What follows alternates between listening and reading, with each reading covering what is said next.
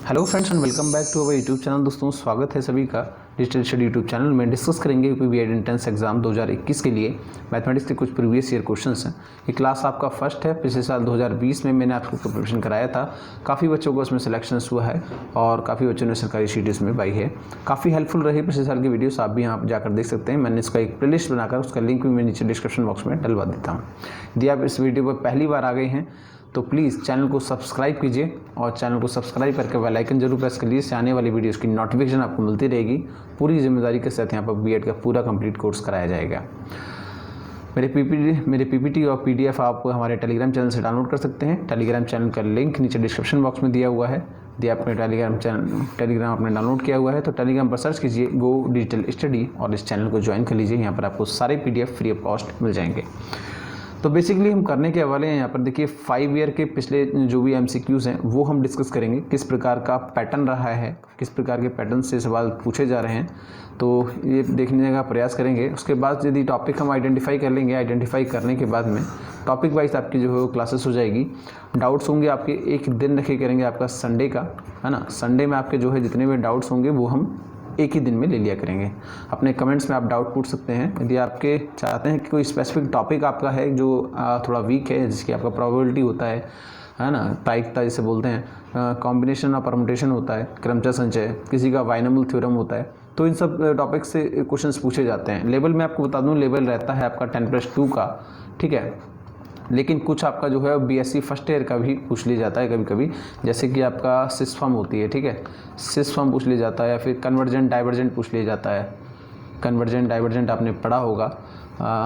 देखिए यहाँ पर जो है प्रैक्टिस सेट लगाया करेंगे। इसके बाद एग्जाम से जो पास आएंगे तो मैराथन क्लास और कुछ एक्सपेक्टेड क्वेश्चन भी हम करने का प्रयास करेंगे। तो बेसिकली आज के इस क्वेश्चन में हम देखते हैं प्रीवियस ईयर के क्वेश्चंस। तो चलिए पहला क्वेश्चन, वीडियो को पॉज कीजिए और करने का प्रयास कीजिए। आंसर मुझे अपने कमेंट में दीजिएगा। देखिए इस प्रकार के क्वेश्चंस में आपको ज़्यादा एफर्ट लगाने की ज़रूरत नहीं है। केवल आपको देखना है कि यहाँ पर 1 क्या रहा है। देखिए पैटर्न एक फॉलो हो रहा है। √2 - 5 तो एक संख्या है नीचे वाली। √2 - 5 यानी कि √2 - √5 का स्क्वायर हो जाएगा, माइनस का √3 का स्क्वायर हो जाएगा। ऐसे मैंने क्यों कहा है, यहाँ पर देखिए आप, यदि मैं इसको दोनों को a² - b² का ये फार्मूला बन रहा है तो एक बार प्लस कीजिए इसको, तो √2 + √3 - √5 ये वाला बन गया। एक बार माइनस करेंगे तो ये बन जाएगा। इन दोनों का एलसीएम ये हो गया। सेम ऊपर ये जो है तिरछी गुणा हो जाएगी इसकी, इससे इधर उससे हो जाएगी, यानी कि √2 - √3 - √5। प्लस का साइन लगाएंगे, यहाँ पर जो भी है सेम इसको उतार देंगे हम यहाँ पर -√5। ऊपर देख लीजिए कुछ कट रहा हो तो काट दीजिए। √3 से √3 कैंसिल हो जाएगा। यहाँ पर ये 2√2 है और ये माइनस का 2√5 हो जाएगा, तो यहाँ पर 2 एलसीएम ले लेंगे, ये हो जाएगा आपका √2 - √5 हो जाएगा। नीचे क्या हो जाएगा आपका, इसका स्क्वायर खोल देंगे, ये हो जाएगा 2 + 5 - 2√10। सेम एज यहाँ कितना हो जाएगा, √3 का स्क्वायर करेंगे कितना होता है, 3 होता है। तो ऊपर यहाँ पर हम सेम एज ऐसे ही रखते हैं। अब देखिए ऊपर √2 हम कॉमन ले रहे हैं, इस 2 को अंदर भेज देंगे, तो क्या 2 को हम √2 × √2 लिख सकते हैं ना। 2 को हम √2 × √2 लिख सकते हैं। तो एक √2 हमने छोड़ा, एक √2 हमने अंदर भेज दिया, तो ये क्या हो जाएगा, √4 हो जाएगा और माइनस अंदर कितना हो जाएगा, 10 हो जाएगा।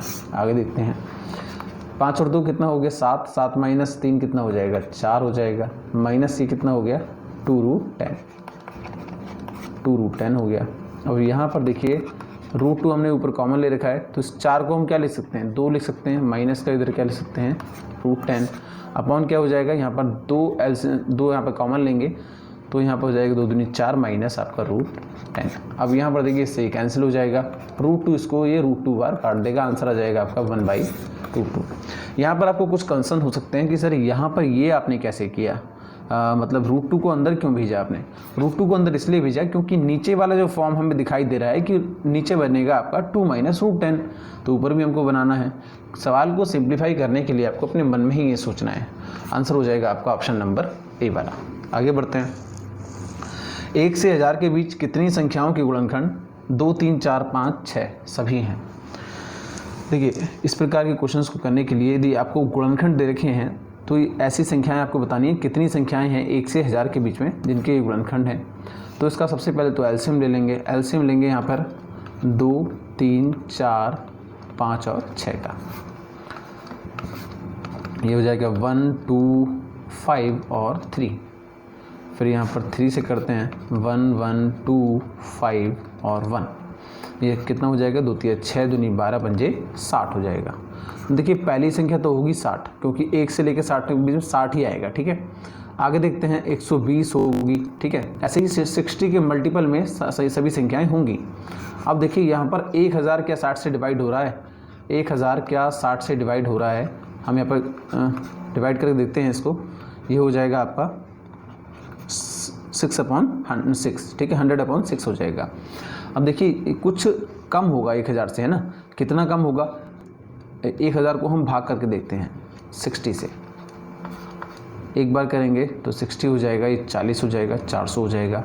फिर करेंगे 6 पंजे 30, 6 छंग 36 हो जाएगा, यानी कि 360 हो जाएगा।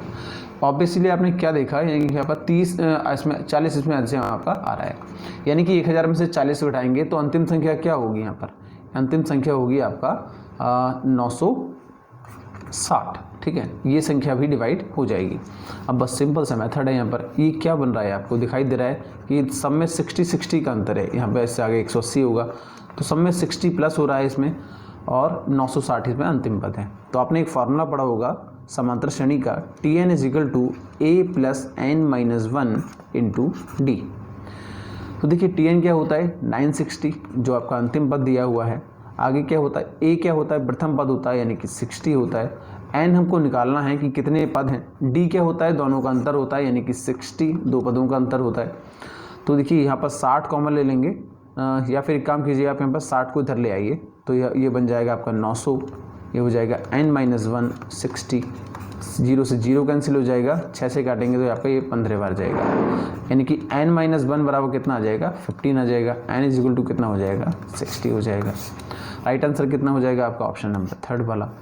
तो देखिए वीडियो को पॉज करके आप खुद से सॉल्व करने का प्रयास करेंगे। ऐसे ही क्वेश्चन आते हैं, सेम क्वेश्चन है बीएड के, मैंने इसमें कोई भी अपने पास से क्वेश्चन ऐड नहीं किया है, जो प्रीवियस ईयर में पूछे गए हैं वही क्वेश्चन है। आगे देखते हैं, सिंपल आते हैं, कुछ थोड़ा सा कॉम्प्लिकेटेड भी होते हैं, जो आपके समय थोड़ा सा ले सकते हैं। देखिए इस प्रकार के सवाल देखेंगे। फिर ये a² - b² का फार्मूला बन रहा है, नीचे 0.468 दिया हुआ है। तो यहाँ पर देखिए एक बार प्लस कर दीजिए सबको, आपको सिंपल सा दिखाई दे रहा है। 734 में यदि 200 जोड़ेंगे तो 266 जोड़ेंगे 1000 हो जाएगा, और 1000 के बाद कितना जीरो लगाना है, 3 के बाद जीरो लगाना है, यानी कि ये 1 हो जाएगा जोड़ने के बाद।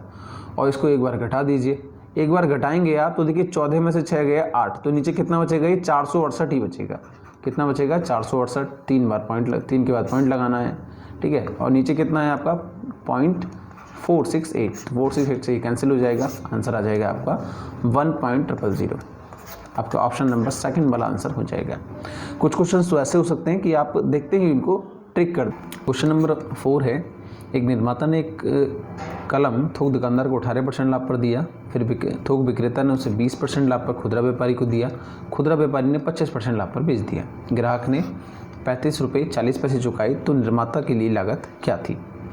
ऐसे सवालों में आपको केवल शुरुआत से स्टार्टिंग करनी है। देखिए 100 रुपये माना कि हमने, निर्माता ने 100 रुपये का ख़रीदा था, फिर निर्माता ने कितना प्रॉफिट पर बेचा, उसको 118 रुपये का उसने बेच दिया।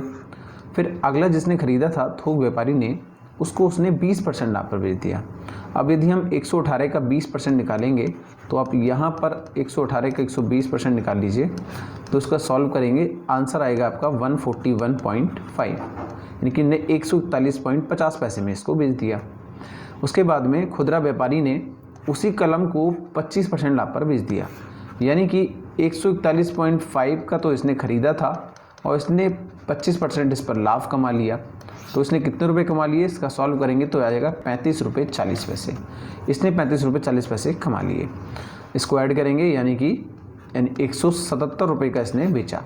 अब यहाँ पर देखिए ये हुआ इसका फाइनल कॉस्ट, और ग्राहक को कितना देना पड़ रहा है, 35 रुपये 40 पैसे। 177 रुपये हमारे हिसाब से 177 हुआ, और उसने दिया कितना, 35.40 पैसे। ठीक है, अब एक किसके बराबर है हमारे, तो 35.40 बटे कितना हो जाएगा, 177 हो जाएगा। लेकिन हमें वैल्यू किसकी चाहिए, निर्माता के लिए लागत क्या थी, तो 100 की वैल्यू चाहिए हमें। तो 100 की वैल्यू कितनी हो जाएगी, 35.40/177 × 100। अब देखिए इस 2 जीरो से ये पॉइंट खत्म हो जाएगा, क्योंकि 2 के बाद पॉइंट है। सिंपल सा 177 से इसको हम 2 बार पूरा डिवाइड कर सकते हैं, जो कि आंसर आ जाएगा हमारे पास 20 रुपये। ऑप्शन नंबर आपका थर्ड वाला बिल्कुल सही आंसर हो जाएगा। आगे देखते हैं, एक किले में 600 व्यक्ति हैं, यदि उनमें से प्रत्येक को 180 ग्राम खाद्यान्न प्रतिदिन दिए जाएं तो वहाँ 35 दिनों के लिए खाद्यान्न पर्याप्त है।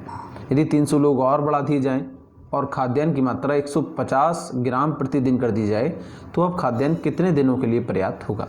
चलिए सॉल्व करने का प्रयास कीजिए अपने प्रयास से। चलिए देखिए, एक किले में 600 व्यक्ति हैं और उनके लिए 180 ग्राम प्रतिदिन एक व्यक्ति खाता है, यानी कि 180 ग्राम कितने दिन की सामग्री है, 35 दिनों की सामग्री है। इतना उनके पास क्या है, भोजन है। अब आगे देखते हैं, यदि 300 लोग और बढ़ा दिए जाएं, यानी कि 600 तो ये हैं और 300 लोग और आ जाएंगे तो कितने हो जाएंगे, 900 लोग हो गए।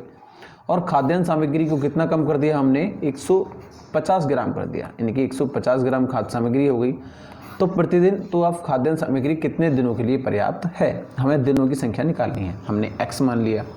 बड़ा सिंपल सा सवाल हो जाएगा, यहाँ से 2 जीरो से ये 2 जीरो कैंसिल हो जाएंगे, 1 जीरो से ये कैंसिल हो जाएगा, 5 से हम कैंसिल कर सकते हैं इसको, 5 सत्ते 35, ये 3 बार चला जाएगा, 3 से ये 2 बार और 9 से ये 2 बार चला जाएगा। इसका मल्टीप्लाई करेंगे, 2 दूनी 4 सत्ते कितना हो जाएगा, 28 हो जाएगा। x बराबर कितना आ गया, 28। यानी कि टोटल जो सामग्री होगी वो आपका 28 डेज के लिए पर्याप्त होगी। ऑप्शन नंबर सेकंड आपका इसमें सही आंसर हो जाएगा। आगे देखते हैं, एक निश्चित मूलधन पर 10% वार्षिक ब्याज की दर से 3 वर्ष के लिए सरल ब्याज और चक्रवृद्धि ब्याज में अंतर कितना है, 31 रुपये है। तो मूलधन कितना होगा। इस सवाल को आप डायरेक्ट ऑप्शन से कर सकते हैं। ऑप्शन देखिए, यहाँ पर थर्ड वाला ऑप्शन देखिए, सीधा ऑप्शन दिखाई दे रहा है आपको कि 1000 पर 3 साल का 10% से ब्याज कितना हो जाएगा, 300 हो जाएगा। और चक्रवृद्धि ब्याज कितना हो जाएगा, 31 रुपये है, तो यानी कि 331 हो जाएगा। ठीक है, अब यहाँ पर देख लीजिए आप, ये 10 सिंपल सा आपको यहाँ पर दिखाई दे रहा है कि ये आपका, इसमें यदि हम दोनों में प्लस करें 1000 तो ये हो जाएगा आपका 1331 और ये कितना हो जाएगा आपका 1300 हो जाएगा। तो आपने यहाँ पर देखा कि मिश्रधन आपका 1300 हो गया और इधर 1331 हो गया। कहने का अर्थ ये था कि 10% यदि आपका रेट दिया हुआ है और 3 साल का समय दिया हुआ है तो ऑब्वियस सी बात है आपका जो चक्रवृद्धि ब्याज में अंतर आपका 31 रुपीज़ ही आएगा। ठीक है, इसको आप ट्रेडिशनल मेथड से भी सॉल्व कर सकते हैं, लेकिन जब आप यहाँ पर ऑप्शन से सॉल्व हो रहा है तो आपको ट्रेडिशनल मेथड लगाने की आवश्यकता नहीं है, उसमें आपका समय भी जाया होगा। ठीक है, नेक्स्ट क्वेश्चन नंबर 8 देखते हैं। एक विद्यार्थी को परीक्षा में उत्तीर्ण होने के लिए 40% अंक चाहिए थे। विद्यार्थी के 40 अंक आए और 20 अंकों से वो अनुत्तीर्ण हो गया। परीक्षा में कुल कितने प्राप्तांक था। अब देखिए 40% वाला पास हो रहा था, विद्यार्थी के अंक कितने आए, 40 आए, 20 अंकों से वो फेल हो गया। यानी कि कहने का अर्थ है कि 40 अंक किए और यदि 20 अंक और आ जाते, कुल मिलाकर 60 अंक आ जाते तो वो कितने के बराबर होता, 40% के बराबर होता। और ओवरऑल हमारा परसेंटेज कितना होता है, 100% होता है। तो हमको 100% निकालना है। 1% किसके बराबर हो जाएगा, 60/40 के बराबर हो जाएगा और हमें 100 के बराबर निकालना है तो 100 से गुणा कर दीजिए। 1 जीरो से 0 कैंसिल हो जाएगा, 25 से कैंसिल हो जाएगा, 4 से 25 इस बार चला जाएगा, 25 से 6 का गुणा करेंगे तो ये आ जाएगा 150। ऑप्शन नंबर आपका थर्ड वाला इसमें राइट आंसर हो जाएगा। आगे देखते हैं, एक साइकिल चालक 24 किलोमीटर प्रति घंटा की रफ्तार से चलता है तो वह अपने निर्धारित समय पर 5 मिनट की देरी से पहुंचता है। यदि वह 30 किलोमीटर प्रति घंटे की रफ्तार से चले तो निर्धारित समय पर 4 मिनट पहले पहुंच जाता है। साइकिल द्वारा तय की गई दूरी कितनी है। सबसे पहले हम डिस्टेंस मान लेते हैं x है। यदि वो 24 किलोमीटर प्रति घंटे की चाल से चला, ठीक है, डिस्टेंस अपॉन क्या हो गया, ये आपका चाल हो गया। उसके बाद किसके बराबर होता है, ये टाइम के बराबर होता है। टाइम मान लेते हैं हम उसका, t समय में पहुंचना था और ये देरी से पहुंचा, यानी कि कितनी देरी से पहुंचा, ये 5 मिनट देरी से पहुंचा। तो 5 को 60 से डिवाइड कर लीजिए, घंटे में हो जाएगा ये। तो ये हो जाएगा आपका x/24 = हो जाएगा t + 1/12। ये समीकरण नंबर 1 हो गया आपका। सेम एज यदि वो 30 से चला, यानी कि x/30 हुआ तो वो 4 मिनट पहले पहुंच जाता है, यानी कि t- आपके देखिए जल्दी पहुंच गया, यानी कि कम समय में पहुंच गया अपने निर्धारित समय से 4 मिनट। तो 60 से इसको भी डिवाइड करेंगे, ये हो जाएगा आपके x/30 इज इक्वल टू हो जाएगा t माइनस 1/15। अब यहाँ पर t की वैल्यू हम बराबर रख सकते हैं। t की वैल्यू यहाँ से निकाल लीजिए x/24 माइनस 1/12, ये t के बराबर हो जाएगा यहाँ से, और एक t यहाँ से निकाल लीजिए तो x/30 प्लस का 1/15 इज इक्वल टू हो जाएगा आपका x/24 माइनस 1/12। x वाली टर्म एक साथ ले लीजिए, y वाली टर्म ये जो आपका कांस्टेंट है एक बार ले लीजिए, x लेंगे यहाँ पर तो ये बच जाएगा 1/30 माइनस 1/24, इधर हो जाएगा आपका माइनस का 1/12 माइनस 1/15। सॉल्व करेंगे इसको, यहाँ पर एलसीएम लेंगे,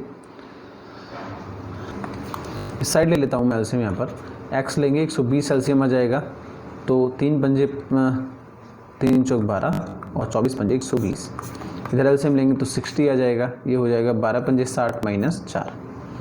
यहाँ पर देखिए -1 बचेगा, -1/20 इंटू एक्स है ये, और इधर बचेगा आपका माइनस का 9/60, माइनस से आपका माइनस कैंसिल हो जाएगा, 60 से 2 बार चला जाएगा, 2 से इसका गुणा हो जाएगा, x बराबर आ जाएगा आपका 18, जो कि ऑप्शन नंबर सेकंड आपका इसमें सही आंसर हो जाएगा। नेक्स्ट देखते हैं, एक ट्रिग्नोमेट्री का क्वेश्चन है, यहाँ से आपके 3 क्वेश्चन लगभग बनते हैं, 3 से 4 क्वेश्चंस। तो tan 45 upon cosec 30 plus sec 60 upon cot 45 minus 5 sine 90 upon 2 cos 0। अब यहाँ देखिए आप, tan 45 का वैल्यू कितना होता है, 1 होता है। कॉसेक 30, आप देखिए जिन लोगों को कॉसेक 30 का वैल्यू नहीं मालूम है वो लोग केवल साइन 30 का वैल्यू याद रख सकते हैं। साइन 30 का कितना होता है, 1/2 होता है, और कॉसेक 30 उसका उल्टा होता है, यानी कि इसका हो जाएगा 2 प्लस सेक 60। सेक 60 का याद करने के लिए आपको केवल कॉस 60 का याद रखना पड़ सकता है, यानी कि कॉस 60 का कितना होता है, कॉस 60 का हो जाएगा आपका जो कि साइन 30 का होता है, ये भी 2 होता है, यानी कि 2 हो जाएगा। कॉट 45 का वैल्यू सेम होता है, -5 करेंगे। साइन 0 0 होता है, और कॉस साइन 90 कितना होता है, 1 होता है, इंटू 2, और कॉस 0 का मान कितना हो जाएगा, जो कि साइन 90 का होता है। अब यहाँ पर देखिए 1/2